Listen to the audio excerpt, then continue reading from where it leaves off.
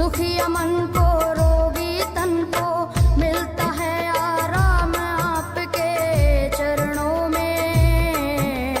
हे गुरुदेव प्रणाम आपके चरणों में, चरणों में सारे तीर्थ धाम आपके चरणों में। हे गुरुदेव प्रणाम आपके चरणों में।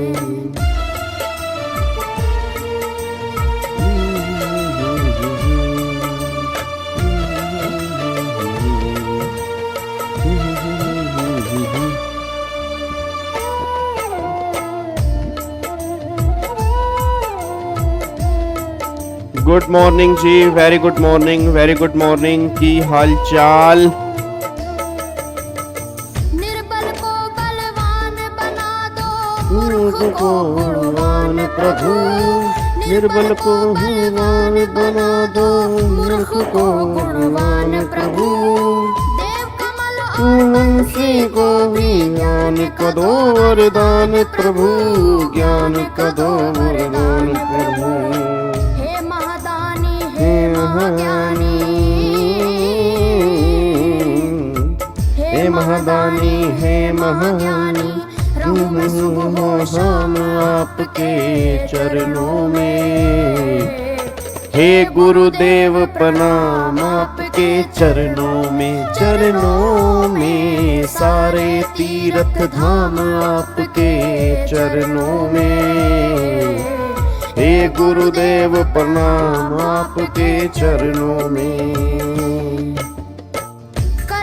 चलो, very good morning Vikas, very good morning Akash, very good morning Isha, very good morning Shivani, very good morning Naaz, very good morning AM, very good morning Abhishek, Sagar, Seema, Alok, smarty. Good morning जी, गुड मॉर्निंग।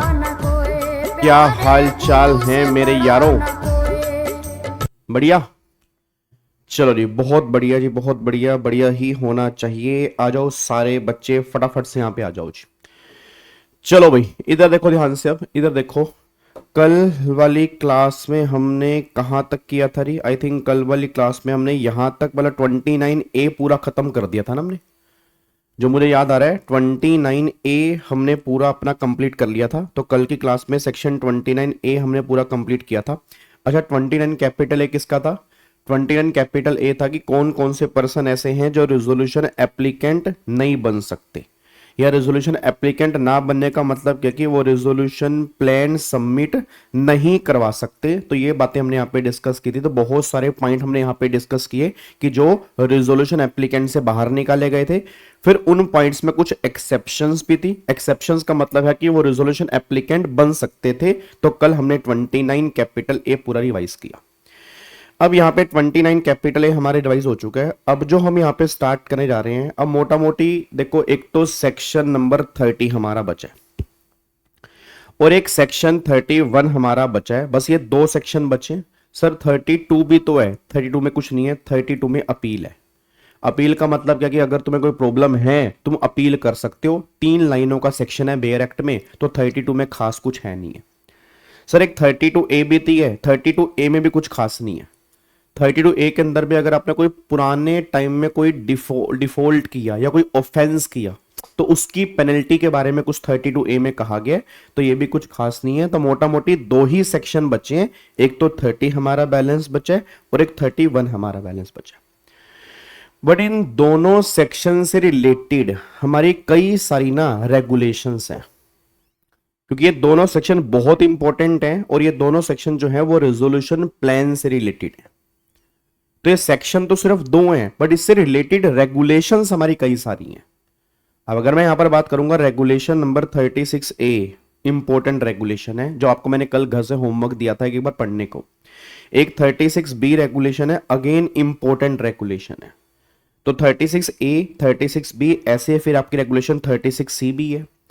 फिर यहाँ पे रेगुलेशन नंबर 37 भी आपके सामने निकल के आती है।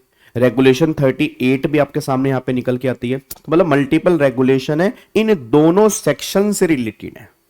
तो ऐसा नहीं कि बस ये 2 सेक्शन करने, इन दोनों के साथ में कई रेगुलेशन भी आपस में कनेक्ट होंगी, उसको भी हमें साथ में करना पड़ेगा। देन जाके फिर हमारा पूरा का पूरा CIRP जो है वो खत्म हो जाएगा जी। तो मैं ये उम्मीद करके चल रहा हूं कि कल हमारा CRP खत्म हो जाएगा। कल हमारी 1 तारीख है, 2 तारीख को शायद मैं क्लास नहीं लूंगा। अगर 2 तारीख को हमारे घर की शिफ्टिंग होती है, जो भी तक तो यही है कि 2 तारीख को शिफ्टिंग होनी है, और वैसे भी आई थिंक 2 तारीख को संडे है, तो 2 तारीख को मैं क्लास नहीं लूंगा। 2 तारीख का पूरा दिन आपके पास है, आप पूरा का पूरा ABC एक बार दोबारा से रिवाइज कर सकते हो। 3 तारीख को फिर मैं तुम्हारी क्लास लूंगा, और मैं कोशिश करूंगा 5 या 6 तारीख को मैं तुम्हारा एक पूरा टेस्ट रखूंगा CIRP का जी। ठीक है ना, मतलब एक पूरा टेस्ट रखूंगा CIRP का, जिसके अंदर केस स्टडी बेस में क्वेश्चन दूंगा सेक्शन 32 कैपिटल A तक। और 3 तारीख से फिर अपना हम लिक्विडेशन स्टार्ट कर देंगे। मतलब ये लगा लो कल हमारी क्लास होगी, कल इसको हम पैकअप करेंगे, उसके बाद फिर हम अपना लिक्विडेशन वाले पॉइंट के ऊपर आ जाएंगे। बस ये पर ध्यान देना जी, ठीक है। चलो अब एक बार यहां पे आ जाओ जी। अब इधर देखो ध्यान से, अब यहां पे है जो हम यहाँ पे रेगुलेशन स्टार्ट करने जा रहे हैं। अब देखते हैं रेगुलेशन कहती क्या है। अब एक बार यहाँ पे चेक करना वो क्या कह रहा है। कह रहा है process of inviting and submitting resolution plan. अब एक बात मेरे को सोच के बताओ सर, मेरा पूरी क्लास से क्वेश्चन है। अब अभी तक क्या था कि अभी तक कंपनी इंसॉल्वेंसी में आ गई, NCLT ने एप्लीकेशन एक्सेप्ट कर ली, रेजोल्यूशन प्रोफेशनल अपॉइंट हो गया, सारा का सारा काम हो गया, क्रेडिटर से क्लेम मंगा लिए, सब कुछ हो गया। अब मुद्दा ही निकल के आ रहा है कि अब जिन लोगों ने इस कंपनी को बाय करना है वो लोग क्या करेंगे, वो एक रेजोल्यूशन प्लान बनाएंगे, उस रेजोल्यूशन प्लान को जमा कराएंगे, हम उस प्लान को चेक करेंगे, जो प्लान सबसे अच्छा होगा उस प्लान को हम एक्सेप्ट करेंगे और ये कंपनी उनके हाथ में सौंप देंगे। मतलब मुझे कई बार ऐसा लगता है कि resolution plan is just like a शादी, बिफोर शादी। आप मान लो भाई बिफोर शादी क्या होता है यार, एक बात बताओ। जैसे चलो अभी तो आजकल ऐसा नहीं होता, नहीं तो पुराने जमाने के अंदर सुना अपने स्वयंवर होते थे। पुराने जमाने के अंदर स्वयंवर, जैसे सीता माता का स्वयंवर हुआ था, और मेरे को याद आ रहा है जो अपना सीता माता का स्वयंवर हुआ था, और आई थिंक स्वयंवर एक पर्सन का और भी हुआ था जो मेरे को याद आ रहा हो, जिसमें वो था ना कि मछली, आई थिंक उसका द्रौपदी का भी स्वयंवर हुआ था, जिसमें वो मछली की आंख में तीर मारना था, तो अर्जुन ने तीर मारा था और फिर कर्ण को वहां से बाहर निकाल दिया था, और फिर जो जितने भी कौरव थे वो इसके अंदर मतलब नहीं जीत पाए थे। तो मतलब पुराने जमाने के अंदर ऐसा होता था। अच्छा एक बात तो, पुराने जमाने के अंदर जो स्वयंवर होता था, जैसे मान लो सीता माता का स्वयंवर है, तो सीता माता जो पुत्री थी वो किन की पुत्री थी जी, वो राजा जनक की पुत्री थी। राजा जनक कहाँ के राजा थे, मिथिला के राजा थे जी। अब राजा जनक जो थे वो वहां के राजा थे, तो जब उन्होंने सीता माता का स्वयंवर करना था, सर राखी सावंत का भी हुआ था, सीता माता का स्वयंवर हुआ था, मैंने बोला ये तुम्हें नहीं याद। द्रौपदी का स्वयंवर हुआ था, ये तुम्हें नहीं याद। राखी सावंत का स्वयंवर हुआ था, ये तुम्हें याद है। फिर तुम कहते हो सर लड़की अच्छी नहीं मिलती, हमें सीता माता जैसी लड़की चाहिए हैं। पहले राम तो बन जाओ नालायकों।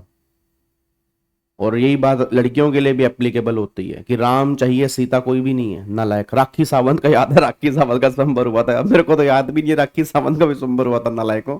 हद होगी यार तुम्हारी यार, बिल्कुल ही नालायक। इधर सुनो ध्यान से, राखी सावंत का स्वयंवर, इधर देखो ध्यान से।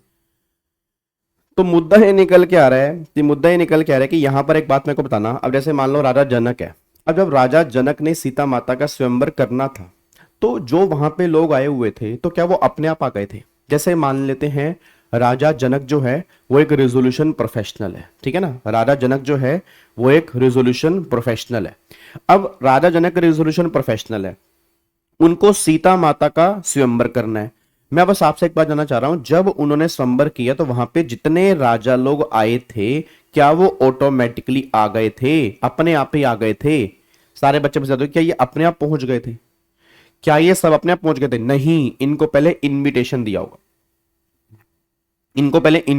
होगा, फिर इनविटेशन इन लोगों ने एक्सेप्ट किया होगा, और एक्सेप्ट ये तब हुआ होगा कि जब इनविटेशन में जो कंडीशंस लिखी होंगी वो कंडीशंस जब ये सेटिस्फाइड करते होंगे, और अगर इनको लिखता होगा कि हम इंटरेस्टेड हैं सीता माता से शादी करने के लिए, तो इन्होंने उस इनविटेशन को एक्सेप्ट किया होगा।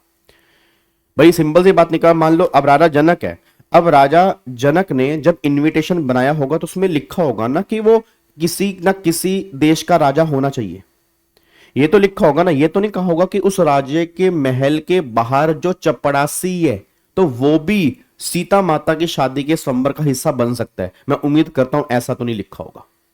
मतलब कोई ना कोई क्राइटेरिया तो सेट किया होगा ना कि हाँ भाई अगर आपको सीता माता के स्वयंवर में आना है तो ये क्राइटेरिया है, ये क्राइटेरिया पूरा होगा तब आप स्वयंवर के अंदर आ सकते हैं। फिर जो लोग ये क्राइटेरिया पूरा कर रहे हैं उसमें से भी जो इंटरेस्टेड कैंडिडेट होंगे वो ही आएंगे, क्योंकि ऑब्लिगेशन थोड़ा आप डाल सकते हो। भाई सिंपल सी बात है, मान लो मैं हूं और नालायक बच्चा कह रहा है धनुष तोड़ना था, भाई कंडीशन धनुष तोड़ना तो एक अलग कंडीशन थी। पहली बात वो किसी ना किसी देश का राजा होना चाहिए। अब अगर मान लो फॉर एग्जाम्पल, हाँ अब बच्चा कहता है सर वो राम भगवान तो किसी देश के राजा नहीं थे, फिर राम भगवान से शादी क्योंकि राम भगवान अपने गुरुदेव के साथ गए थे, फिर गुरुदेव ने उनको आज्ञा दी थी, ठीक है, फिर गुरुदेव ने आज्ञा दी थी और राजा जनक ने एक्सेप्ट किया था, तब जाके फिर वहां पर वो धनुष तोड़ा था। ये बात ध्यान देना चाहिए। मतलब कहना क्या चाह रहा हूं, एक क्राइटेरिया सेट होगा, वो क्राइटेरिया उन लोगों के पास जाएगा जो वो क्राइटेरिया मीट करेंगे, फिर उनमें से जो इंटरेस्टेड कैंडिडेट होंगे वो अप्लाई करेंगे, फिर अप्लाई करने के बाद हम वेरीफाई करेंगे कि वो क्राइटेरिया मीट कर रहे हैं नहीं कर रहे, देन फिर वहां पर स्वयंवर के अंदर आएंगे। सेम बात यहां पर भी है, सेम बात यहां पर भी निकल के आ रही है।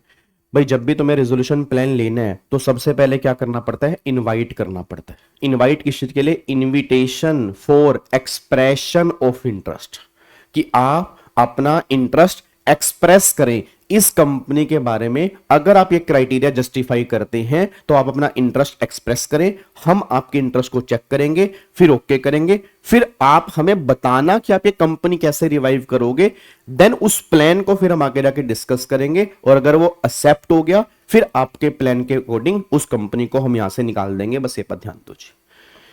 तो देखो उसने क्या बोला जी, कह रहे की duty of RP under section 25(2)(h of IBC is to invite करना पड़ेगा। पहले तुम किसी की शादी में ऐसे नहीं घुस जाते, ठीक है ना, ऑब्वियस सी बात है, पहले इनविटेशन आता है, पहले इनविटेशन आता है। तो of the IBC is to invite prospective resolution applicant who fulfill such criteria as may be laid down by him with the approval of committee of creditor having regard to the complexities and scale of operation of the business of corporate debtor and such other condition as may be specified by the board। अब वो board आगे specify करेगा regulations के अंदर। To submit a resolution plan और plans the detail pertaining to the step for inviting submitting evaluating approving the resolution plan and detail in CRP regulations. अब यहां से फिर हमारी रेगुलेशन जो है वो स्टार्ट हो रही है, और फर्स्ट रेगुलेशन जो हमारी यहां पे निकल के आती है that is regulation number 36 capital A. अब ये रेगुलेशन 36 कैपिटल ए किसकी है, वो कह रहे हैं invitation for expression of interest, कि हम तुम्हें इनविटेशन दे रहे हैं कि आप अपना इंटरेस्ट एक्सप्रेस करो इस कंपनी के बारे में। अगर तुम इस कंपनी को एक्वायर करना चाहते हो तो पहले तुम्हें इनविटेशन आएगा, पहले क्या आएगा, इनविटेशन आएगा। देखो उसने क्या बोला, कह रहे when a company goes into insolvency the resolution professional RP must find people, उसको पहले लोग ढूंढने पड़ेंगे हु आर इंटरेस्टेड, जो इंटरेस्टेड हैं इन सेविंग और बाइंग द कंपनी। भाई पहले वो लोग ढूंढने पड़ेंगे जो इस कंपनी को खरीदना भी चाहते हैं।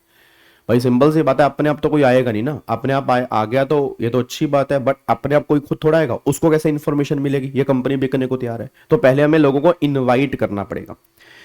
Before someone can submit A resolution plan, कोई रेजोल्यूशन प्लान सबमिट करे उससे पहले they must first show interest by sending an expression of interest, उनको अपना इंटरेस्ट यहां पे शो करना पड़ेगा। ईओआई क्या होता है, EOI is not a resolution plan, obvious सी बात है वो कोई रेजोल्यूशन प्लान नहीं है, वो अपना इंटरेस्ट जाहिर करना है कि हाँ हम आपकी बेटी से शादी करना चाहते हैं। जैसे आलोक है, अब आलोक इतना शरीफ बन गया, कह रहा है ये राखी सावंत कौन है, राखी सावंत नहीं सर, नो सॉरी सर, मैं नहीं जानता राखी सावंत। तो अब इतना शरीफ बच्चा भगवान ने पैदा किया तो भगवान भी हैरान है कि यार कुछ गलती ना हो गई हो मुझसे, क्योंकि अब मुद्दा क्या है कि भैया आप पहले इंटरेस्ट तो जाहिर करो। मतलब एक गऊ है, गऊ आलोक को अगर माना जाए गऊ है, बिल्कुल गऊ, बिल्कुल शरीफ, कुछ नहीं पता, नादान बालक। तो अब इंटरेस्ट तो जाहिर करो पहले। अगर आप हमारे लड़के से शादी करना चाहते हैं, आप बेटे शादी करना चाहते हैं, पहले इंटरेस्ट तो वही, आप अगर कंपनी खरीदना चाहते हैं पहले आपको इंटरेस्ट जाहिर करना पड़ेगा। क्या बात समझ में आ रही है?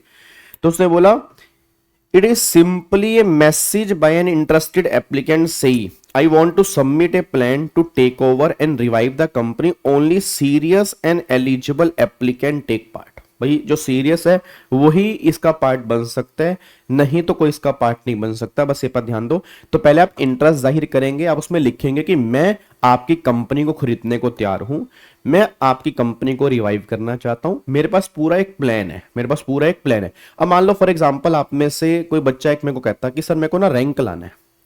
एक बच्चा मुझे कहता है सर मेरे को ना रैंक लाना है। मैं कहा अच्छा बता क्या प्लान है? रैंक लाना है। मैं कहा प्लान बताना, प्लान क्या है? रैंक लाना है सर। अरे मैंने कहा रैंक तो लाना है, प्लान क्या है? रैंक लेके आऊंगा। मैं कहा नालायक बच्चे, रैंक लाएगा अच्छी बात है, रैंक लाएगा अच्छी बात होगी, पेरेंट्स को प्राउड फील होगा, but what is the plan? Plan क्या है? कैसे रैंक लाएगा? रैंक लाऊंगा। अबे नालायक, तो रैंक लाएगा कैसे? आप समझ रहे हो? मतलब आप मेरी कंपनी को खरीदना चाह रहे हो, कैसे वो नहीं पता, तो कैसे कंपनी खरीद पाओगे आप? कैसे कंपनी का रिवाइवल कर पाओगे? कुछ तो आप मेरे को प्लान बताओगे ना भाई। सिंपल से बता, कुछ तो स्ट्रेटजी होगी, कुछ तो प्लान होगा। कितने घंटे पढ़ोगे, कौन सा पेपर कब पढ़ोगे, राइटिंग प्रैक्टिस कैसे करोगे, मॉक टेस्ट कब दोगे, कुछ तो प्लान दिमाग में होगा ना। ये कि मतलब रैंक लाना है, रैंक लाना है, रैंक लाना है, बट रैंक कैसे लाना है उसके पीछे के प्लान्स भी होंगे। वही सेम बात है कि अगर मुझे तुम्हारी कंपनी खरीदनी है तो कैसे खरीदनी है। तो इसीलिए तो हम इन्विटेशन पहले मांग रहे हैं ना कि भैया पहले तुम अपना इंटरेस्ट शो करो, फिर हम तुम में से कोई बंदा सिलेक्ट करेंगे, फिर तुम हमें बताओगे कैसे इस कंपनी को एक्वायर करोगे, उसके बेस पे फिर हम आगे बढ़ेंगे। तो इनविटेशन जो है, ईओआई जो है, वो एक रेजोल्यूशन प्लान नहीं है, वो एक जस्ट इंटरेस्ट शो करने का तरीका है कि कौन इस कंपनी को लेना चाहता है। उसके बाद वाई सबमिट ईओआई फर्स्ट। पहले ईओआई क्यों जमा कराया जाता है जी? Because confidential information of company like financial data can not be given to everyone. Obvious सी बात है ना, हर एक को थोड़ा यार ढिंडोरा पीट देंगे भाई, पहले ईओआई मंगाएंगे, जो इंटरेस्टेड होगा उसी को ही तो हम इंफॉर्मेशन देंगे, और उससे भी कुछ हम डॉक्यूमेंट साइन करवाते हैं कि आप जो चीज हम कंपनी के बारे में बता रहे हैं आप एक कॉन्फिडेंशियल रखेंगे, ठीक है ना। क्योंकि देखो सिंपल सी बात है सर, दुनिया आपकी कमी का मजाक बहुत उड़ाती है। एक बार अगर आपकी कमी, जब आप वीक, एक ना देखो हर इंसान का एक वीक समय आता है, हर इंसान कभी ना कभी टूटता जरूर है, क्योंकि देखो ह्यूमंस हैं, इमोशंस हैं, कभी ना कभी हम बहुत डाउन फील करते हैं, उसके अंदर फिर हम अपनी वो चीजें बाहर निकालते हैं जो कई बार हमें नहीं निकालनी चाहिए, क्योंकि सामने जो पर्सन बैठा है हमें नहीं पता कि वो इस बात के हमारे मजे कब लेगा, बट हम निकाल देते हैं क्योंकि हमें कंधा चाहिए होता है। अब उसके कंधे पे सर रखे हम वो सारी बातें बोल देते हैं कई बार, जो कई बार हमें नहीं बोलनी चाहिए, क्योंकि हर इंसान वैसा नहीं होता जैसे कि तुम हो, बट आपने बोल दिया। अब उसको तुम्हारी कमियां पता लग गई। मैं गारंटी दे रहा हूं बहुत रेयर लोग ऐसे होंगे जो उस कमियों को छुपा के रखेंगे, नहीं तो टाइम आने पर वो कमी तुम्हें बताई जाएगी, और उस टाइम जो तुम फील करोगे तुम इमेजिन भी नहीं कर सकते उस टाइम तुम्हें क्या फील हो रहा होगा।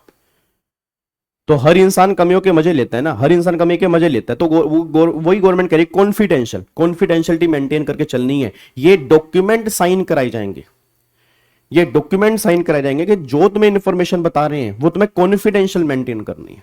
और तुम सब जानते हो कॉन्फिडेंशियलिटी हम कितनी मेंटेन करते हैं, हम तो कोई बात किसी को आज तक बताते ही नहीं कभी भी। तो देखो जी, ईओआई इंश्योर करेगा ओनली जेन्युइन एप्लीकेंट पार्टिसिपेट, सिर्फ जेन्युइन एप्लीकेंट पार्टिसिपेट आए, दे मीट एलिजिबिलिटी क्राइटेरिया, वो एलिजिबिलिटी क्राइटेरिया मीट करें। After verification they get access to information, वही पहले वेरीफाई करेंगे तब हम इन्फॉर्मेशन का एक्सेस देंगे। Then they can prepare and submit a real resolution plan, उसके बेस पे फिर वो एक प्लान बनाएंगे और हमें बताएंगे, ठीक है।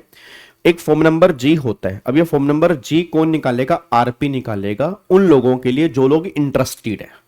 देखो जी, form number G is a public advertisement issued by RP to invite EOI. अब इसमें क्या होगा? It contain basic information about company, basic information, पूरी इन्फॉर्मेशन नहीं, पूरी इन्फॉर्मेशन उसको मिलेगी जिसको हम अप्रूवल कर देंगे, जो सारी कंडीशन सेटिस्फाइड करेगा, जो हमें लगेगा पूरा पूरा इंटरेस्टेड है, उसको हम डिटेल इन्फॉर्मेशन देंगे। बेसिक इन्फॉर्मेशन जो है वो सारी यहां पर मिल जाएगी आपको। उसके बाद basic information about company, eligibility criteria for applicant, आप एलिजिबल हो या नहीं हो, ये भी फॉर्म जी में लिखा होगा, आप चेक कर लेना। उसके बाद last date to submit EOI, आपको कब तक ईओआई देना है, ऑब्वियस सी बात है एक टाइम लिमिट तो होगी ना। आरपी कॉन्टैक्ट डिटेल, अगर तुम्हें कोई प्रॉब्लम आ रही है उसका phone number, important dates of CRP, CRP की जो इंपॉर्टेंट डेट्स होंगी वो भी फॉर्म नंबर जी के अंदर मेंशन होंगे। टाइम लिमिट क्या है, RP must publish form number G as soon as possible, latest by 60th day of insolvency commencement date. This mean RP must first decide eligibility criteria before issuing form number G. Obvious सी बात है क्योंकि form number जी में आपको बताना पड़ेगा कि कौन कौन बंदा एलिजिबल है और आपको सीआरपी कमेंसमेंट से 60 दिन के अंदर अंदर ये आपको फॉर्म नंबर जी इशू कर देना है। भाई 180 दिन में तो इंसॉल्वेंसी खत्म करनी है, अब 180 दिन में इंसॉल्वेंसी खत्म करनी है तो जितना आप फॉर्म नंबर जी लेट इशू करोगे तो बताओ काम कैसा होगा। फिर वो काम कैसे होगा, फिर तो काम वो हो ही नहीं पाएगा ना। तो सिंपल सी बात ये निकल कह रहे हैं, वो ये बात कहना चाह रहे हैं कि 60th डे के अंदर आपको फॉर्म नंबर जी इशू करना है, फिर वो अप्लाई करेगा। तो रिजोल्यूशन प्लान बनने में टाइम लगता है, ठीक है, ये कोई छोटी मोटी ट्रांजेक्शन नहीं है, एक कंपनी को खरीदने की बात यहां पे हो रही है। तो इसलिए गवर्नमेंट ने बोला प्रॉपर टाइमलाइन के बेस पे काम चलेगा, 60th डे तक आपको फॉर्म नंबर जी जो है वो इशू कर देना है। अब ये फॉर्म नंबर जी कैसे होगा जी, regulation 36A2 resolution professional shall publish form number G, कहां पब्लिश करेगा, वही एक इंग्लिश न्यूज़पेपर और एक आपका रीजनल न्यूज़पेपर उसमें होगा जी। फिर एक वेबसाइट के ऊपर होगा, अगर आपकी कोई वेबसाइट है उसके ऊपर भी होगा ये फॉर्म नंबर जी। फिर on the website if any designated by the board for the purpose, अगर कोई बोर्ड जो वेबसाइट डेजिग्नेट करेगा उस पर भी आपको पब्लिश करना पड़ेगा। In any other manner as may be decided by the committee, जैसे कमेटी और डिसाइड करेगी, कमेटी बोलती है तुम्हें यहाँ पर फॉर एग्जांपल इंस्टाग्राम पे डालना है, तुम्हें मान लो इस वेबसाइट पे डालना है, या तुम्हें इसके पैम्फलेट बनवाने हैं, बैनर बनवाने हैं, तुम्हें अपनी कंपनी के बाहर लगाना, मतलब कुछ भी जो डिसाइड किया जा रहा है सीओसी के द्वारा, तो फिर वैसे तुम्हें पब्लिश करना पड़ेगा। Mandatory content of form number G, simple explanation, mandatory content क्या होगा फॉर्म नंबर जी जो इशू किया जा रहा है।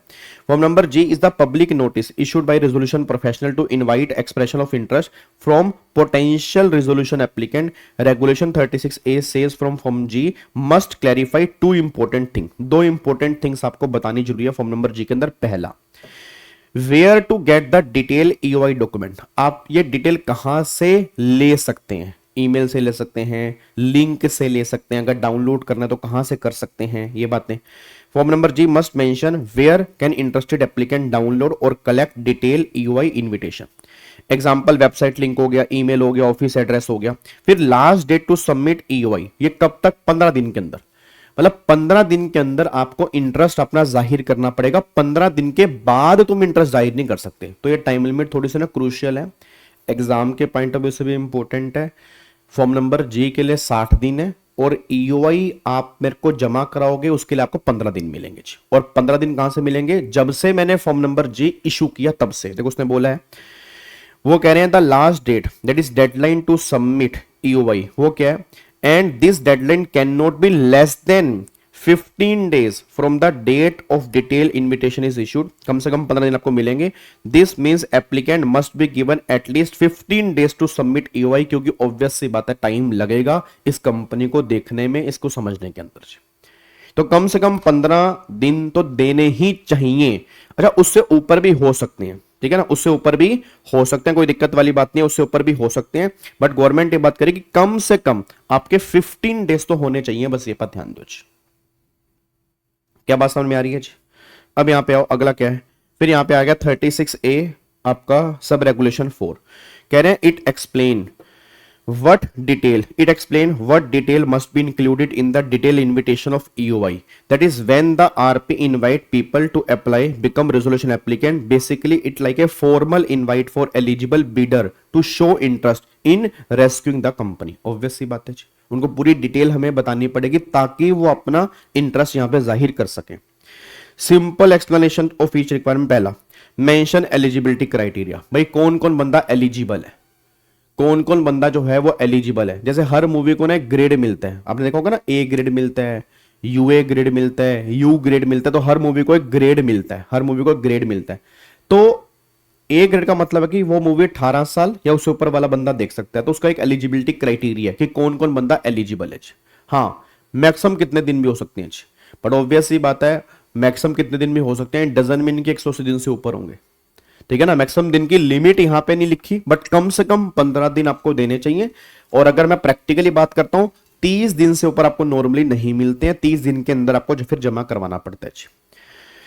आगे 29A इन एलिजिबिलिटी, ये भी तुम्हें मेंशन करनी पड़ेगी भाई, कौन कौन बंदा इन एलिजिबल है, ये भी तो पता हो ना भाई। 29A में कौन कौन इन एलिजिबल है। कहीं तुम इन एलिजिबल हो और बिना बात के तुम यहाँ पे इस कंपनी को खरीदना चाह रहे हो, तो चेक कर लो इन एलिजिबिलिटी वाला क्राइटेरिया, कहीं तुम उसमें कवर तो नहीं हो। Give basic information about corporate debtor, वो तो मैंने आपको बता ही दिया कि basic information form number G के अंदर मेंशन करनी है। No fee can be charge, अच्छा ये ध्यान देना है, no one can be asked to pay any fee और non refundable deposit just for submitting the EOI, मतलब उनसे कोई फीस नहीं मांगी जाएगी और ना ही कोई ऐसा डिपॉजिट मांगा जाएगा कि हम तुम्हें डिपॉजिट रिफंड नहीं करेंगे, हम डिपॉजिट तुम्हें रिफंड नहीं करेंगे, ऐसा कुछ। अगर डिपॉजिट लिया भी है तो वो रिफंडेबल है, अगर आप डिपॉजिट ले भी रहे हो तो वो रिफंडेबल है, मतलब ना तो कोई फीस चार्ज करेंगे, ना ही उनसे कोई नॉन रिफंडेबल डिपॉजिट की डिमांड करेंगे ईओआई जमा करवाने के लिए। और अगर आपने डिपॉजिट डिमांड भी की है तो आपको वापस करना पड़ेगा, बस ये पर ध्यान दो। उसके बाद mention whether companies MSME must clearly tell if the corporate debtor is registered as MSME act 2016। फिर special provision for real estate के लिए कहना चाह रहे हैं, if the corporate debtor is real estate company then a group of home buyer allotted 10% और 100 which ever is lower में ask COC to relax eligibility criteria for EOI. Deposit requirement if refundable deposit is required later. Meaning home buyer get extra flexibility to that more bidder can apply to revive the project. मतलब वही बात करना चाह रहे हैं कि अगर वो कंपनी रियल एस्टेट वाली कंपनी है तो एक कंडीशन थोड़ी सी रिलैक्स हो सकती है उन लोगों के कहने पर जो होम बायर्स हैं। और होम बायर्स कितने 10%, और फिर उसने बोला 100 विच एवर इज लेस, ये लोग अगर सीओसी को बोलेंगे तो कुछ कंडीशन रिलैक्सेशन भी दे सकते हैं होम बायर वाले केस में, बस ये पर ध्यान देना चाहिए। तो आगे देखो, the detail EOI must clearly state eligibility rules, section 29A disqualification, basic company information, MSME status and can not charge any fee in real estate cases, home buyer can request requisition in eligibility and deposit. ये बात यहां पे निकल के आ रही थी, ठीक है। अब ये तो हो गया कि उस ईओआई के अंदर क्या क्या होना चाहिए। अब उसके अंदर मॉडिफिकेशन, अगर कोई चेंज करना है, इफ आरपी या COC wants to change the EOI invitation letter they can do it only one time, मतलब अगर उस आपको बाद में कोई चेंज करना है तो आप बाद में एक बार बस चेंज कर सकते हो। वन टाइम चेंज पॉसिबल है, उसके ऊपर चेंज पॉसिबल नहीं है, वन टाइम चेंज पॉसिबल है अगर आपको पहले जो आपने ईओआई इशू किया उसमें चेंज करना है। The modification must be done in the same manner as the original EOI was issued. Same publication वही दोबारा से करना पड़ेगा, same communication, easy, मतलब you can adapt, you can update the EOI once, but you can must follow the same official process used for the first EOI. Obvious सी बात है, नहीं तो पता कैसे लगेगा कि आपने अपडेट किया भाई, नहीं तो पता कैसे लगेगा आपने अपडेट किया। अब एक बात बताऊं, मतलब इंस्टीट्यूट का ना मैं हर बार जैसे, मतलब मेरे को पता क्या लगता है, मतलब जैसे आपको पता है आपका इंस्टीट्यूट जो है, जैसे कई बच्चों ने बोला कि सर ये प्रोविजो हमारे मॉड्यूल में नहीं है, ये प्रोविजो हमारे मॉड्यूल में नहीं है। मतलब मेरा मानना ये है जैसे ICAI में तो ऐसा होता है कि जैसे मॉड्यूल अपडेट होते हैं ना, वो एक मैसेज ड्रॉप करते हैं अपने स्टूडेंट को कि मॉड्यूल अपडेट हो गए हैं, तो बच्चे को पता लग जाता है कि मॉड्यूल अपडेट हो गए हैं तो मैं डाउनलोड करूँ। मुझे आइडिया नहीं है, मतलब मैं गलत भी हो सकता हूं, मुझे आइडिया नहीं, वो आप मुझे बताएंगे। ICSI जब मॉड्यूल अपडेट करता है तो वो वेबसाइट पे तो डाल देता है अपडेटेड मॉड्यूल, बट बच्चों को आई थिंक मैसेज नहीं जाते कि हाँ भाई हमने मॉड्यूल अपडेट कर दिया।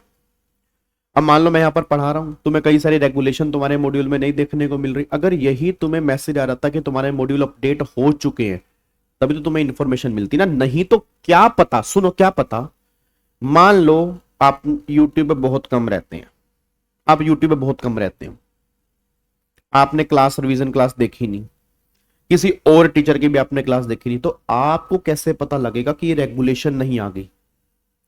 तो ये रेगुलेशन नहीं आई है, ठीक है, आपका उसको आपको आपको आप नॉर्मली मॉड्यूल पढ़ रहे हो, आपको लगा मैं तो ICSI का मॉड्यूल पढ़ रहा हूं, आपको लगा कि मैं तो ICSI वाला मॉड्यूल मतलब पढ़ रहा हूं तो सही है वो तो। अब उसके बीच में कई सारे रेगुलेशन, कई सारे पैराग्राफ मान लो बीच में ऐड हो गए, वो तुम्हें पता ही नहीं, और अगर क्वेश्चन वहां से बन गया कितनी बड़ी प्रॉब्लम है। और फिर तुम्हें पता लगा, फिर तुम्हें कोई वहां जाके बोले अरे भाई ये तो उसके मॉड्यूल में था इंस्टीट्यूट के नए वाले, अब तुम्हें लगा नए वाला मॉड्यूल, यार मेरे पास तो जो मॉड्यूल आया उसमें तो था नहीं, हो गया काम। तो ऑब्वियस ही बात है, जब तुम कोई अपडेट कर रहे हो, ठीक है ना, जब तुम कोई अपडेट कर रहे हो तो उन्होंने बोला अपडेट करने के बाद आपको सेम प्रोसेस फॉलो करना है जो ओरिजिनल यूआई वाला था, मतलब सेम न्यूज़पेपर में डालना है, सेम पब्लिक नोटिस इशू करना है, ताकि हर आदमी को पता लगे कि हाँ ये ईओआई जो है वो अपडेट हो चुका है, उसके बेस पे फिर वो डिसीजन लेगा। बस ये पर ध्यान दो। क्या बात समझ में आ रही है? तो वही बात यहां पे लिखी है कि अगर आप कोई मॉडिफिकेशन करते हो, बिल्कुल मॉडिफिकेशन पॉसिबल है, बट आपको सेम प्रोसेस फॉलो करना पड़ेगा जो आपने ओरिजिनल ईओआई के टाइम पर किया था। बस ये पर ध्यान दो। क्या बात समझ में आ रही है? अब देखो यहां पे सबमिशन ऑफ ईओआई, अब यहां पे ईओआई के सबमिशन हो रहा है, तो any one who meet the eligibility criteria can submit their EOI, वो अपना इंटरेस्ट जाहिर कर सकता है। It must be submitted within the last date mention in the EOI, मैं आपको उतने दिन के अंदर जमा करवाना है नॉर्मली, जो लास्ट डेट मेंशन होगी ईओआई के अंदर। फिर यहां पर कह रहे हैं eligible bidder must apply before the deadline, late EOI rejected, ठीक है भाई, लेट ईओआई रिजेक्टेड हो सकता है। If EOI is submitted after the deadline it must be rejected, no late submission allowed, कोई लेट सबमिशन जो है वो अलाउड यहां पे नहीं है। टाइमलाइन जो है वो स्ट्रिक्ट टाइमलाइन है, मॉडिफिकेशन अलाउड है but only once, EOI must be submitted within deadline, अगर लेट ईओआई जमा कराओगे तो वो क्या हो जाएगा, रिजेक्ट हो जाएगा। ये बात यहां पे लिखी है। उसके बाद फिर यहाँ पे रेगुलेशन 36A सब रेगुलेशन 7, वो क्या कह रहा है जी, कह रहा है when a company submit an EOI to become a resolution applicant the EOI must be unconditional and must include certain undertaking and proof, मतलब ये अनकंडीशनल होना चाहिए जी। सर इस टॉपिक एंड में क्विक समरी रिवीजन कराना, पूरा साथ साथ करा तो रहा हूं, साथ साथ बता तो रहा हूं मैं आपको जी, साथ साथ बता के तो चल रहा हूं मैं कि हाँ एक्चुअल में है क्या, एक बार दोबारा से 2 मिनट लगा के बता दूंगा।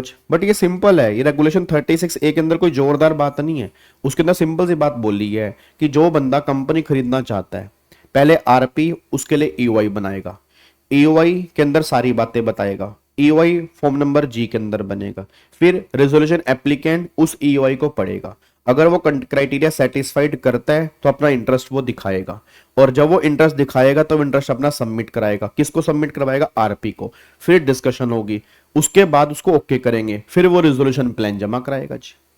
तो मैंने आपको दिया, आप उसको पढ़ रहे हैं, आप अगर एग्री करते हैं, इंटरेस्टेड हैं, आप अपना इंटरेस्ट मुझे दिखाएंगे, ये उसी प्रोसेस की तो बात कर रहा है। अब यहां पे देखो उसने क्या बोला जी, कह रहा है when a person submit A EOI to a become resolution applicant the EOI must be unconditional and must include certain undertaking and proof। अब क्या क्या होना चाहिए, what must accompany the EOI, पहला promise that they meet eligibility criteria set by COC, मतलब ये आप हमें प्रोमिस कर रहे हैं, ये आप हमें प्रोमिस, देखो उसके ऊपर क्या बोला कि when a person submit a EOI, आप सबमिट कर रहे हैं ईओआई, आप अपना इंटरेस्ट जाहिर कर रहे हैं to become a resolution applicant, तो जो आपने ईओआई सबमिट किया वो अनकंडीशनल, कोई कंडीशन वंडीशन बीच में नहीं होनी चाहिए, और उसके अंदर ये बातें होनी चाहिए। पहली बात कि मैं जो सीओसी ने बोला है मैं उस पर खरा उतरता हूं, मैं एलिजिबल हूं ईओआई जमा कराने के, इस कंपनी को खरीदने के, क्योंकि मैं 29 कैपिटल ए में नहीं आता। उसके बाद I qualify as the criteria fix by COC, proof that they meet criteria, आपको प्रूफ जमा कराना पड़ेगा, डॉक्यूमेंट जमा कराने पड़ेंगे। Declaration that they are not disqualify under 21 है, आप 29A में डिस्क्वालीफाई नहीं हो, आपको ये भी बताना पड़ेगा जी। Documents to help check 29A eligibility, ठीक है। Promise to inform RP if they become ineligible later, कि अगर बाद में वो इनएलिजिबल हो जाता है तो वादा करो कि आप आरपी को बता दोगे। Declaration that detail given are true, जो आपने डिटेल दी है वो बिल्कुल सच्ची है, कोई झूठ उसमें नहीं है। Undertaking to keep information confidential, जो इंफॉर्मेशन होगी वो आप कॉन्फिडेंशियल, वही बात आ गई ना कि आपको कॉन्फिडेंशियलिटी मेंटेन करके चलनी है जी। अब यहां पे आ जाओ जी, अब यहां पे गवर्नमेंट कह रही है RP must due diligence check eligibility, अब यहां पे फिर ऑडिट की बात आ गई जी, अब यहां पे फिर ऑडिट की बात आ गई कि आरपी क्या करेगा, अब ऑडिट करेगा। अब आपने तो अपनी कहानी गढ़ दी, आपने तो अपनी कहानी गढ़ दी, जैसे मैंने कल की बात बताता हूं जी,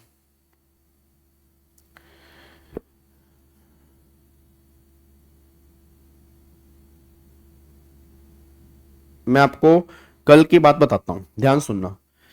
कल क्या हुआ, ऐसे अब ड्यू डिलीजेंस की बात आ गई ना, ड्यू डिलीजेंस की बात आ गई, डीडी, आपका तो पूरा पेपर है डीडी का। तो मैं कल की बात आता हूँ। फरीदाबाद में हमारे वहाँ पे ना घर में काम चल रहा है, तो ऑलमोस्ट काम कंप्लीट होने वाला है। तो 2 तारीख को हमें ये प्लान था कि परसों हम शिफ्टिंग करेंगे, बट अभी वहाँ पे पेंट के 2-2 कोट बचे हैं। तो पेंटर ने बोला कि सर अगर 1-2 दिन और डिले कर सकते हो तो कर लो, नहीं तो फिर मैं पूरी रात लगा के पेंट कंप्लीट करवा दूंगा। तो आज रात को या कल तक हम डिसाइड करेंगे मैं करना क्या। तो क्या हुआ, तो हमने ना बेड बेड पुराने जो हमारा यहाँ इंदिरापुरम के अंदर बेड था, हमने नया बेड नहीं लिया। हमने कहा इसको ना सही करवा लेते हैं, क्योंकि अभी 4-5 साल पहले लिया था। तो ना अब हमारा बेड जो था वो पीछे लकड़ी का बेड था, मतलब जो लकड़ी का बैग था और आगे भी लकड़ी का बैग था। आजकल पता नहीं क्विल्टिंग चल रही है, क्या होता है क्विल्टिंग होती है, जो वो गद्दे गद्दे से होते हैं पीछे बैक पे, वो नहीं होते वेलवेट या वेलवेट टाइप या लेदर टाइप के पीछे अपना सॉफ्ट सॉफ्ट होता है, गद्दे से होते हैं और आगे भी के होते हैं। तो कारपेंटर था हमारा। अब उस कारपेंटर से हमने सारा काम कराया। तो अब विश्वास कर ही लेते हो कि नहीं यार बंदा जेन्युइन है, काम भी बढ़िया कर रहा है, और रेट भी हमने 2-3 जगह ट्राई किया तो रेट भी सही लगा रहा था। तो हमने कहा यार बेड का ना काम इससे ही करवा लेते हैं। तो हमने उसको पूछा, मैंने कहा यार नहीं नहीं सोफा नहीं, बेड के पीछे, मैं कह रहा हूँ यार बेड के पीछे क्विल्टिंग लगी होती है, वो गद्दे से टाइप की होती है, सोफे से टाइप की होती है, मतलब जिनके घर में ऐसा होगा तो आई थिंक वो समझ गए होंगे मैं क्या कहना चाह रहा हूँ। तो हमने कहा इससे ही करवा लेते हैं। तो उसने बोला कि सर कोई बात नहीं, करवा दूंगा यार, कोई दिक्कत वाली बात थोड़ा, मेरा काम नहीं है, बट मैं आपको उस पर्सन से मिलवा दूंगा जिससे हम काम करवाते हैं। तो मैं कहा चल यार बता दो। वो उसने कपड़ा फाइनल करवा लिया, हमने कपड़ा फाइनल कर दिया जी, हमने कपड़ा फाइनल कर दिया। कपड़ा फाइनल करने के बाद उसने, हमने बोला क्या रेट लगेगा, कह रहा सर इसके अंदर मेरा तो कुछ है ही नहीं, 340 रुपये स्क्वायर फीट लगेगा। मैंने कहा यार रेट सही लगाओ यार। कह रहा यार कैसी बात कर दी सर, सारा काम हम आपका कर रहे हैं, वो इसके अंदर मेरा है ही नहीं, मेरा कोई कमीशन नहीं है, ये तो मैं आपकी हेल्प कर रहा हूँ, कि मैं आपको काम करवा रहा हूँ, मेरे को थोड़ा मिलना है। अरे फिर उसने मेरे सामने फोन किया, फिर उसको बंदे को फोन किया जिससे वो काम करवाता, हाँ भाई बेड उठाने और लेके जाने के कितने रुपए लेगा। उसने बोला 800 रुपये आने जाने के लूंगा। अच्छा रेट की डिस्कशन नहीं हुई। अब 800 रुपये आना जाना, मैंने कहा यार ये तो बहुत महंगा पड़ जाएगा यार। मैं कहा यार कुछ सस्ता कराओ ना। फिर मेरे फादर इन लोगों ने किसी और से बात की। फिर क्या हुआ, मैंने उसको बोल दिया, मैंने कहा अच्छा आपका तो बीच में है नहीं, एक बार फोन नंबर दे दो उससे, मतलब मैं बात कर लेता हूँ कुछ डिस्काउंट का। उसने मेरे को फोन नंबर दे दिया, उसने मेरे को फोन नंबर। अब जब मैंने उसको फोन किया तो उसने पता रेट क्या बोला, छूटते ही रेट बोला। मैंने कहा क्या रेट पड़ेगा, नहीं कह रहा 300 रुपये स्क्वायर फीट। आप समझ रहे हो, मतलब जो बंदा कसमें खा रहा है, कमिटमेंट कर रहा है कि मेरे को कमाना ही क्या है, मैं कोई कमीशन लेने के लिए थोड़ा बैठा हूं, मैं तो आपकी हेल्प कर रहा हूं, मैं बीच में क्या ही कमाऊंगा, मेरा तो एक काम ही नहीं है। तो 340 मुझे वो रेट दे रहा है। उसने को बोला ये वो रेट है जो वो मुझे दे रहे हैं, इसमें मेरा कुछ नहीं है। और उसने मुझे डायरेक्ट क्या बोला, 300 रुपए स्क्वायर फीट पड़ेगा जी। उसने बात ही नहीं की 340 की। आप समझ रहे हो, तो 40 रुपए पर स्क्वायर फीट, अगर 30 स्क्वायर फीट है हमारा टोटल बेड का एरिया जो बनता है, तो आप समझ लो 40 मल्टीप्लाई 30, 1200 रुपए बीच में बैठे बिठाए उस पर्सन को ले रहा था। आप समझ लो ट्रस्ट आप किस पे करोगे, आप किस पे ट्रस्ट करोगे सर, आप कैसे ट्रस्ट करोगे। दैट इज, इसको बोलते हैं DD, due diligence, that is audit करना, इसको बोलते हैं थर्ड पार्टी कंफर्मेशन करना। भाई या तो तू बोल दे कि मैं कमीशन ले रहा हूं, बात समझ में आ रही। अब तो कह रहा है कि हम कमीशन मिल ले रहे, डायरेक्टली काम करवा रहे हैं, वही रेट वो मुझे दे रहा है, वही रेट मैं आपको दे रहा हूं। कैसी बात कर रहे हो जी, मैं आपसे कमीशन की बात करूंगा, मैं कोई ऐसा इंसान हूं। आप समझ रहे हो किस लेवल की बातें हो रही हैं। और जब हम डायरेक्ट बात कर रहे हैं, वो 340 भी नहीं कह रहा, वो 300 कह रहा सीधा।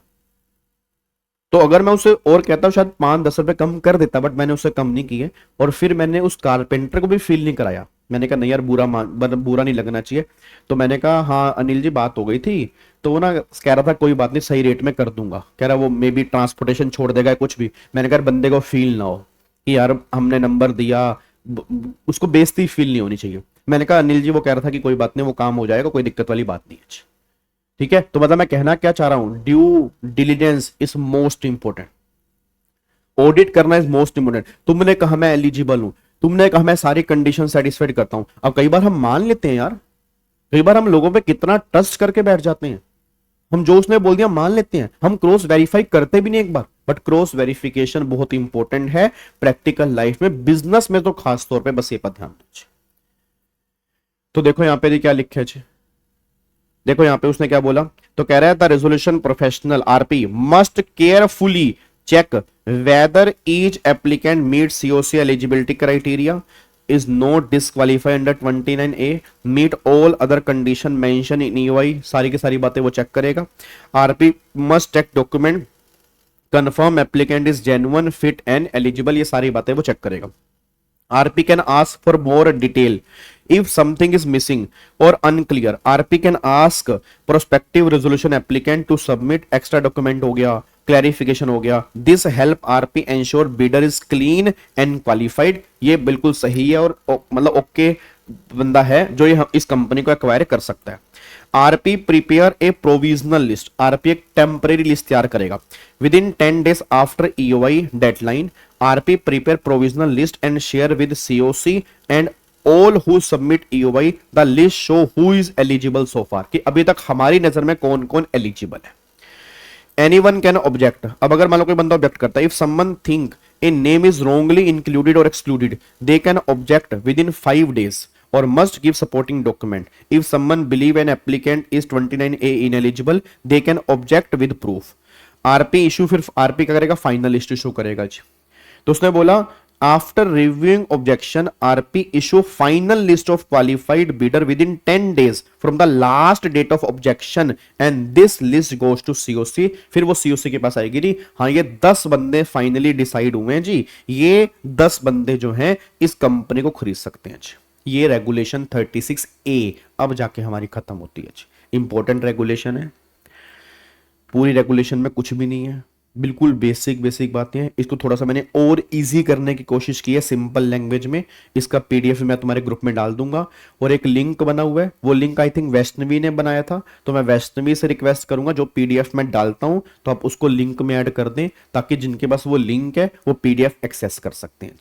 और वो लिंक हमारे ग्रुप के डिस्क्रिप्शन के अंदर मैंने डाल दिया, ताकि बार बार बच्चे ना मांगे ना, कई बार बच्चे बार बार मांगते हैं, तो मैंने वो डाल दिया है कि भैया लिंक उसके अंदर है, ठीक है ना। आप डिस्क्रिप्शन के अंदर मैंने वहां पे लिंक डाल दिया, आप वहां पे जाके भी लिंक जो है वो एक्सेस कर सकते हैं। बस ये पर ध्यान दो, क्या बात मेरी समझ में आ रही है? ठीक है। उसके बाद देखो आगे regulation 36B request for resolution plan. अब यहां पे आ रहा है रिक्वेस्ट फॉर रेजोल्यूशन प्लान। अब यहां पे आ रहा है, अब देखो पहले तो EOI एक्सेप्ट हो गया, फाइनल लिस्ट बन गई, अब यहां पर रेजोल्यूशन प्लान की रिक्वेस्ट की जा रही है कि अब तुम प्लान जमा कराओ, कि अब तुम बताओ तुम कंपनी रिवाइव कैसे करोगे। भाई अभी हमने तुम्हारी एप्लीकेशन एक्सेप्ट कर ली, भाई ये 10 लोग हैं, अब उन 10 लोगों से बात की जाएगी, हाँ अब बताओ कि अब तुम कैसे कंपनी को रिवाइव करोगे। देखो यहां पे क्या लिखा है, after final list of eligible applicant is ready, RP formally invite them to submit resolution plan. Step by step explanation. पहला, RP इशू, क्या इशू करेगा जी, RP इशू RFRP, ठीक है, and other document within 5 days of final list, ठीक है। RP must send all eligible applicant that is information memorandum, evaluation matrix, ठीक है, how plan will be score और request for resolution plan. RFRP का मतलब होता है request for resolution plan. These may also given to provisional list applicant if ready. अब सुनो ध्यान से, इवेल्युएशन मैट्रिक्स का मतलब क्या है, कि हम किसके बेस पे इवेल्युएट करेंगे। आपको पता है जैसे होता था, आपने अगर पढ़ी हो स्ट्रेटेजिक मैनेजमेंट, आपके है SM है ना, SM I think corporate finance के पेपर में SM भाई, स्ट्रेंथ स्वॉट एनालिसिस, स्वॉट एनालिसिस तो स्ट्रेंथ हो गया, वीकनेस हो गया, थ्रेट हो गया, ठीक है, और अपॉर्चुनिटी हो गया, तो उसको इवैल्यूएशन मैट्रिक्स बोलते हैं कि हम किस बेस पे इवैल्यूएशन करेंगे, किस बेस पे हम तुम्हें स्कोर देंगे कि तुम्हारा 10 में से तुम्हें कितना स्कोर मिला इस रेजोल्यूशन प्लान का। तो वही बात यहां पे की जा रही है जी। अब यहां पे चेक करो जी, the request for resolution plan contain RFRP must clearly explain step by step process for submitting plan, how RP and applicant will interact, timelines for each step, वो सारी बातें बताई जाएगी। मिनिमम टाइम टू सबमिट, कितने दिन के अंदर plan जमा कराना है। Applicant must get at least 30 days to submit resolution plan, 30 दिन आपको मिलेंगे प्लान जमा करवाने के लिए। वही request for resolution can not force anyone to pay non refundable deposit to submit the plan, यहां पर भी कोई डिपॉजिट की बात नहीं होगी जी, ठीक है जी। Ensure fairness, encourage genuine bidder, however refundable bank guarantee earnest money may be asked to ensure only serious bidder apply। वही बात आ गई ना कि अगर डिपॉजिट होगा भी तो वो रिफंडेबल होगा, नॉन रिफंडेबल यहां पे कोई डिपॉजिट नहीं होगा जी। मतलब अगर पैसा लिए, पहली बात तो पैसा लेंगे नहीं, अगर ले रहे हैं, जैसे अब कई बार क्या होता है मैं आपको बताता हूं। अब ना जैसे मतलब यूट्यूब पे अब मेरे को ऐसा लगने लगा, जैसे आपको मैं बुरा मत मानना मेरी बात का, क्या होता है कि जब मैं फ्री मैराथन अनाउंस करता हूँ, अच्छा मैं कई बार ना देखता हूँ, मतलब बच्चा क्या करता है, जैसे मैंने ना सिर्फ ये बोल दिया, जैसे आईबीसी की बात करता हूँ, मैंने यूट्यूब पे आके ये बोल दिया कि मैंने एक व्हाट्सएप ग्रुप बनाया, बच्चा सुनता भी नहीं कि वो किस पर्पस के लिए ऐड हो जाता है। मैं बोलता हूँ वो आईबीसी का है, सीएस प्रोफेशनल वाले बच्चों का है, वही बच्चे ऐड हों जिनके दिसंबर या जून में एग्जाम है, उसमें बच्चा ऐड हो जाता है एग्जीक्यूटिव का, जिसका कोई प्रोफेशनल से भी लेना देना है नहीं, उसको लगता है आगे जाके मेरे काम आ जाएगा, जबकि आगे जाके अब मैं ना कई बार ये बात सोचता हूँ कि एक बच्चा ऐसे कर करके कितने टीचर के कितने सारे ग्रुप में वो ऐड होगा, आप समझ रहे हो? आप एक बार कभी एनालाइज करना सर, मैं कई सर जैसे मैं ग्रुप बनाता हूं ना 400 बच्चे ऐड हो जाते हैं, वो देखते भी नहीं है ग्रुप किस पर्पस के लिए बना, क्या इसका पर्पस है। अब जैसे मान लो कैलकाटा वाला है, अब हम कैलकाटा मीटअप है, कैलकाटा के मीटअप पे दिल्ली वाला बच्चा ऐड हुआ पड़ा है, क्यों? क्या पता कौन सी बात इस ग्रुप में हो जाए और हमसे मिस हो जाए, तो हमें कैसे पता लगेगा उस बात का, तो क्यों ना हम कैलकाटा वाले ग्रुप में ऐड ही हो जाएं। आप देख रहे हो, फिर बच्चा कहता सर टाइम नहीं मिलता। आप कभी एक बार सेल्फ एनालाइज करना कि एक बच्चा कितने टीचर के कितने मल्टीपल ग्रुप में ऐड है और कितना टाइम आप इस ग्रुप में निकालते हो, लगाते हो, आपको खुद पता लग जाएगा कि आपका टाइम कहां जा रहा है और कहां टाइम कट करना है। सर मैं तो बता रहा हूं ना, मैं तो देखो दिन मेरे को भी बच्चे साथ साथ ग्रुप में ऐड कर देते हैं, मेरे को भी साथ साथ बच्चे ग्रुप में ऐड कर देते हैं। अब मैं तो नोटिफिकेशन म्यूट करके रखता हूं, क्योंकि मेरे पूरा दिन क्लासेस होती हैं, अगर मैं अनम्यूट करूं ना मेरा फोन शांति ना हो, मेरा फोन शांति ना हो सर, डेली बेस पे बजता रहे, क्योंकि बच्चे ग्रुप में ऐड कर देते हैं, फिर मैंने कई बार एग्जिट लिया, बच्चे फिर ऐड कर देते हैं, नहीं सर कई बार क्वेश्चंस होते हैं अपने, तो आप समझ रहे हो, मतलब मैं इतने सारे ग्रुप में ऐड हूं तो बच्चा कितने सारे ग्रुप में ऐड होगा मैं इमेजिन ही नहीं कर सकता, क्योंकि अभी तो मैं कई ग्रुप में ऐड नहीं हूं, मैं अनऑफिशियल ग्रुप में ऐड नहीं हूं सर। आपके तो कई सारे अनऑफिशियल ग्रुप भी होंगे जहां पर अलग अलग लेवल की डिस्कशन चलती होंगी, बट मेरे को लगता है स्टूडेंट लाइफ में इतनी कोई डिस्कशन मैटर नहीं करती, जो बच्चा पढ़ रहा है वो इन ग्रुप में ऐड नहीं है, सिंपल सी बात है, वो अपने पढ़ाई पे ध्यान लगा रहा है बस, और अगर लगा रहा है तो उसे सारी नोटिफिकेशन ऑफ कर रखी है अगर वो गलती से इन ग्रुप में ऐड हो चुका है। तो अब मैं कहना क्या चाह रहा हूं, मैं कहना वही चाह रहा हूं कि अब जैसे मान लो मैं हूं, अब क्या हुआ कि मैंने कहा जी मैं ना रात को 12 घंटे वाली मैराथन लूंगा, एक बार मेरे साथ ऐसा हुआ और उस बार ना मेरा दिल बहुत दुखा, ये बात है, ये बात है 2 अटेम्प्ट पहले की बात है, मैंने रात की मैराथन अनाउंस कर दी 12 घंटे की, तुम्हें पता होगा मैं 12-12 घंटे की मैराथन लेता था, मैंने 12 घंटे की मैराथन जो है वो अनाउंस कर दी। अब 12 घंटे की मैराथन मैंने अनाउंस कर दी, ठीक है, मैंने करी आप ना गूगल फॉर्म भर देना, क्योंकि देखो रात का टाइम है, लड़कियां कई बार नहीं आ सकती, पेरेंट्स अलाउड नहीं करते, लड़के भी कई बार नहीं आ सकते, ठीक है जी, तो आप गूगल फॉर्म भर देना, उसके बेस पे ना मैं सीटिंग प्लान करनी होती है, क्योंकि देखो सुबह की मैराथन हो तो कोई दिक्कत नहीं, जो रात की मैराथन हो तो उसके अंदर हमें देखना पड़ता है, हमें पूरा स्टाफ वहां रखना पड़ता है कि कोई भी इंसिडेंस ना हो जाए, क्योंकि रिस्पॉन्सिबिलिटी हमारी आ जाती है। सर गूगल फॉर्म भराया, 400 बच्चों का गूगल फॉर्म आ गया, 400 बच्चों का तुरंत गूगल फॉर्म आ गया, मैं कहा 400 तो बैठ नहीं पाएंगे, 400 तो बैठ नहीं पाएंगे। अब मैंने उसमें से बच्चे फिल्टर किए, मैंने क्या किया, मैंने ग्रुप में लिस्ट डाल दी पहले 150 बच्चों की कि ये 150 बच्चा हम यहां पर बिठा लेंगे, बाकी बच्चों को नहीं बिठा पाएंगे, 150 बच्चों की कंफर्मेशन आ गई। सर जब मैंने क्लास स्टार्ट की ना, पहली बार ऐसा हुआ उस मैराथन के अंदर सिर्फ 75 बच्चा था, सीटें खाली पड़ी थी, मेरे को इतना दुख हुआ, मैंने कहा यार तुम गूगल फॉर्म भर देते हो, बस सिर्फ गूगल फॉर्म भर देते हो, आपके 75 सीट खाली के चक्कर में कई बच्चे ऐसे होंगे जो आना चाह रहे होंगे, वो नहीं आ पाए होंगे, उनका भी तो नुकसान होगा ना, क्योंकि कई बार ऐसा हो सकता है कई बच्चों से फेस टू फेस ही पढ़ाई होती है, उनसे ऑनलाइन पढ़ाई होती नहीं है। अब हमने उनको रिजेक्ट क्यों कर दिया, क्योंकि तुम पहले 150 बच्चे हो, अब तुम पहले 150 बच्चे हो, तुम में से 75 नहीं आ रहे, पता नहीं क्यों नहीं आ रहे, क्या रीजन रहा होगा, बट 75 नहीं आ रहे, इज अ बिग नंबर ना, अगर पहले से आप इन्फॉर्म करते तो वो 75। तो कई बार क्या होता है, मन में विचार आता है, कैसा करते हैं, 99 रुपए फीस रख देते हैं, क्योंकि जब बच्चे की जेब से 1 रुपये निकलेगा वो सीरियस होकर निकालेगा, क्योंकि फ्री की चीज की ना, मैंने एक बात देख ली सर, फ्री की वर्थ कोई समझता नहीं है सर, ये मैं देख ली, ये जो आईबीसी के तुम्हारे लेक्चर चल रहे हैं ना, 55 लेक्चर हो गए, मैं गारंटी दे रहा हूं आप मैच कर लेना सर, रेगुलर लेक्चर हो या ये लेक्चर हो, कई बच्चों के रेगुलर लेक्चर से बढ़िया लेक्चर ये वाले लगेंगे, मैं गारंटी दे रहा हूं सर। ये 55 रिवीजन लेक्चर, बट वर्थ कहां है? वर्थ समझता कौन है? और अगर यही batch fast track batch, exam oriented batch, मैं 55 लेक्चर बना के 2000 रुपए का सेल कर दूंगा, बच्चे एकदम लेंगे नहीं यार 2000, और वो सीरियस होकर देखेंगे फिर, क्योंकि 2000 रुपए लग चुके हैं अब। यही सेम रिवीजन में मैं कई बार कहता हूं, रिवीजन जितना अब मेरे एग्जीक्यूटिव वालों का प्रैक्टिस बैच है सर, मैं तो मार्केट में हूं ना, मैं तो यूट्यूब पे देखता हूं, प्रैक्टिस बैच 4-4 हजार रुपए के बिकते हैं, टैक्स के 3-3 हजार रुपए के प्रैक्टिस बैच बिकते हैं सर। 70 घंटे का प्रैक्टिस बैच पूरा मैंने यूट्यूब पे डाल रखा है, बच्चा वर्थ नहीं समझता, बच्चा कहता है दोबारा प्रैक्टिस सेशन कब होंगे सर फ्री वाले, क्योंकि वर्थ जीरो हो गई ना, तो फ्री की वर्थ कई बार जीरो हो जाती है। मेरी वाइफ मुझे या मेरे घर वाले मुझे बहुत बार बोलते हैं, विवेक वर्थ जीरो हो जाएगी तेरी। देखो लोग सीरियस लेना ही बंद कर देंगे इतना कंटेंट अगर फ्री में डालेगा, क्योंकि वर्थ नहीं होती। फ्री की वर्थ ही क्या है? क्यों? यूट्यूब पे है, जब मर्जी देख लेंगे। और अगर वही पैसे लगे होते, बच्चे की मजबूरी होती उसको देखना, वो देखता उसको। बट हमें लगता है नहीं यार, कुछ बच्चे ऐसे होंगे जो मे भी पैसे नहीं पे कर पाते होंगे, तो उनकी थोड़ी सी हेल्प हो जाएगी, चलो कोई बात नहीं हेल्प कर देते हैं, बट उसके चक्कर में कई बार बच्चा सीरियस नहीं लेता। तो ये प्रैक्टिकल लाइफ में बहुत सारी चीजें फेस करनी पड़ती हैं, मैं बता रहा हूं सर, बहुत सारी चीजें फेस करनी पड़ती है।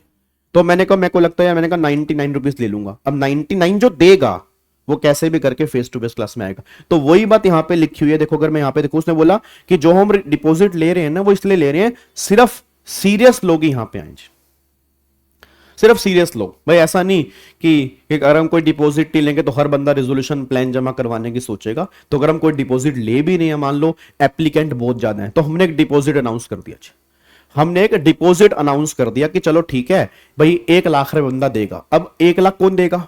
जो सीरियस होगा, नहीं तो हर बंदा तो 1 लाख देगा नहीं। तो अगर हम डिपॉजिट रख भी रहे हैं, रिफंडेबल डिपॉजिट अगर रख रहे हैं, तो इसीलिए रख रहे हैं ताकि कोई सीरियस बीडर जो है वो यहां पे आए। बस ये पर ध्यान दो। क्या बात समझ में आ रही है? ठीक है, तो देखो यहां पे क्या लिखा आगे, रियल एस्टेट केसेस रिलैक्सेशन। आगे, for real estate project COC में relax performance security for home buyer group application at least 10% और 100 allottee which ever is less. वही बात यहां पे लिखी है। उसके बाद देखो परफॉर्मेंस सिक्योरिटी मैंडेटरी है। अब जो आपका रिक्वेस्ट है, resolution plan must require that the winning applicant must give performance security like bank guarantee, वो बैंक गारंटी देगा। If plan is approve by NCLT but applicant fail to implement, तो security जो है फॉरफिट हो जाएगी। मजे नहीं लेने यहां पे, ध्यान रखना, मजे नहीं लेने यहां पे। मतलब आपसे परफॉर्मेंस सिक्योरिटी ले रहेगी कि आप ये परफॉर्म करोगे। अब ये कंपनी खरीदोगे, आपने प्लान जमा कराया, प्लान अप्रूव हो गया, आपने कहा मैं नहीं खरीद रहा, कैसा लगा मेरा मजाक? तो वो चीज नहीं होनी चाहिए। तेरा मजाक पता कैसा लगा? सिक्योरिटी जमा करा, ताकि अगर तू बाद में मुकर जाएगा हम तेरी सिक्योरिटी से पैसा ले लेंगे। क्या बात मेरे समझ में आ रही है? वही बात यहां पे लिखी हुई है, बस ये पर ध्यान दो। उसके बाद एक बारी, तो ये क्यों होता है? To ensure only serious player, वही आगे ना, serious player and avoid time wasting bidder, time wasting bidder यहां से बाहर हो जाएं। अब आगे देखो जी, यहां पे अब एक जजमेंट आई हुई है जी। अब वो जजमेंट क्या बोलती है? टाटा स्टील की, टाटा स्टील की जजमेंट ये बात कहती है, COC can allow all resolution applicant to revise improve their financial bid to maximize value as long as everything happen within the CRP time limit. वो अपने प्लान को रिवाइज भी कर सकते हैं। In this case, the COC gave equal chance to all bidder to improve their offer, give a higher bidder.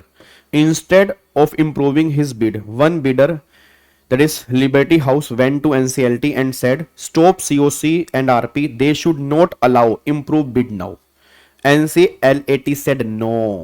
NCLT held COC has the right to maximize value. COC has full freedom to revise process, allow new improved bid as long as same opportunity is given to all bidder. Fairness, entire process stay within a statutory limit. So improve financial bid round is equal to allowed. कोई दिक्कत वाली बात नहीं है। मतलब plan तो भाई जहां पैसा ज्यादा मिलेगा, जो अच्छी वर्थ मिलेगी वहीं पे जाएंगे ना। COC can reopen bidding and invite better offer to maximize value provided it treat all bidder fairly and complete within CRP time limit. तो वही सेम बात यहां पे लिखी है कि सबको हमें बराबर लेके चलना है। अगर हमें लग रहा है और अच्छा ऑफर आ सकता है तो हम ये विंडो री ओपन भी कर सकते हैं। ये पावर सीओसी के पास पूरी पूरी है, क्योंकि पैसे सीओसी ने ही लेने हैं, पैसे सीओसी ने ही लेने हैं। क्या बात समझ में आ रही है? अब यहां पे इन्होंने नीचे एग्जांपल दिया हुआ है, ठीक है, वही बात यहां पे आओ। अब यहाँ पे देखो जी, लास्ट पॉइंट फिर यहाँ पे देखा है वही explanation to the provision regulation 36B। अब यहाँ पे मॉडिफिकेशन ऑफ वही request for resolution plan. If request for resolution plan और evaluation matrix need to be change it will be treated like a fresh issue, मतलब एक तरह से fresh issue माना जाएगा, but you can modify it only once. वही बात आ गई ना, एक बार आप इसको रिवाइज कर सकते हैं, जैसे ऊपर वाला पॉइंट था कि वहां पर भी एक बार रिवीजन पॉसिबल था, यहां पर भी एक बार पॉसिबल है। RP can extend the deadline of resolution plan but only with COC approval.